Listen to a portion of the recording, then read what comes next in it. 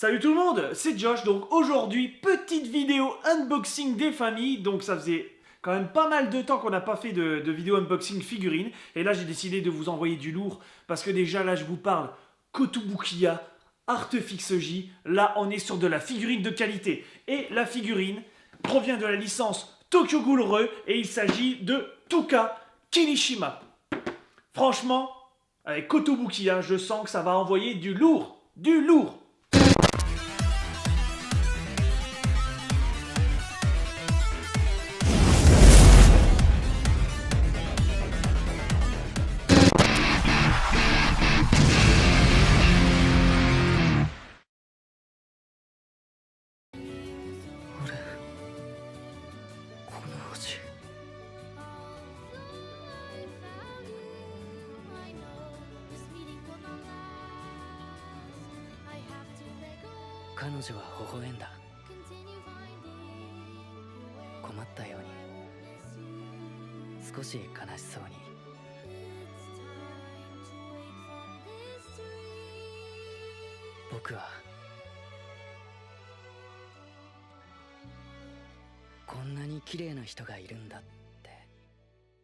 La figurine provient de chez Kotobukiya de la gamme Artefix J. Elle est d'une échelle de 1/8 et mesure une hauteur de 27 cm. Elle est faite de PVC et d'ABS. Sa date de sortie était le 27 mars 2019 et son prix était de 97,85 €.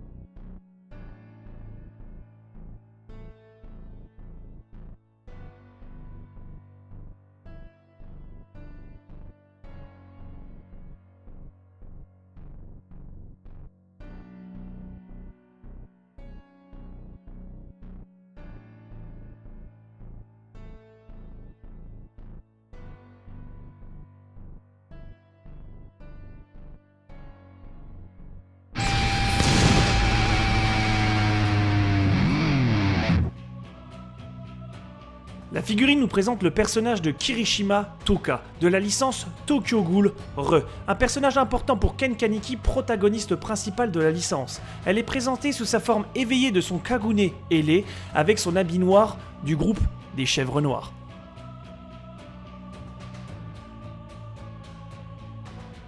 Le travail, détail et couleurs, bon, on va pas se mentir, mais Koto, je suis vraiment content de leur travail en tout point, que ce soit sur la sculpture et sur la peinture. Le rapport qualité-prix est vraiment excellent. Le travail du personnage sur sa posture est impeccable, ainsi que son visage. On reconnaît bien le personnage avec son éveil de ghoul, les yeux bien noirs avec la pupille rouge et les vaisseaux rouges qui sont bien ressortis. J'adore le style de la coupe de cheveux qui fait un style un peu comme l'animé. On est sur un bloc au début pour finir sur de la finition avec les mèches. La tenue noire est superbe, on a un travail sur l'ombrage avec les pliures des vêtements, malgré que la tenue soit noire. On voit les délimitations qui sont bien prononcées et vraiment, je ne peux que valider. Le socle, alors sincèrement, il est top. J'adore l'effet des gouttes de peinture qui donnent un certain charme. Mais je me demande s'ils n'ont pas fait un rapport avec la censure de l'animé, car on est sur des couleurs négatives et on reconnaît bien que les gouttes sont celles du sang. Et c'est un socle qui prend pas trop de place, il est de taille au personnage car sincèrement faire des socles plus grands que la figurine, c'est bien, mais ça prend trop de place pour exposer et ça remplit vite les étagères.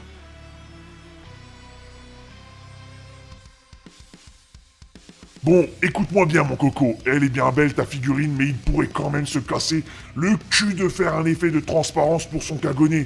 Car là on a du PVC avec plein de couleurs, mais bon, un peu de transparence ça ferait pas de mal. Je pense qu'on devrait mettre des euros en plus pour avoir une meilleure qualité, car tout fonctionne avec le fric ici, hein. Oui, je sais, je vais loin, mais si j'ouvre pas ma gueule, c'est pas l'autre bisounours qui le fera, hein. Car lui, quand on l'entend, tout est beau dans le meilleur des mondes, mais il faut ouvrir ses yeux à un moment donné. Merde!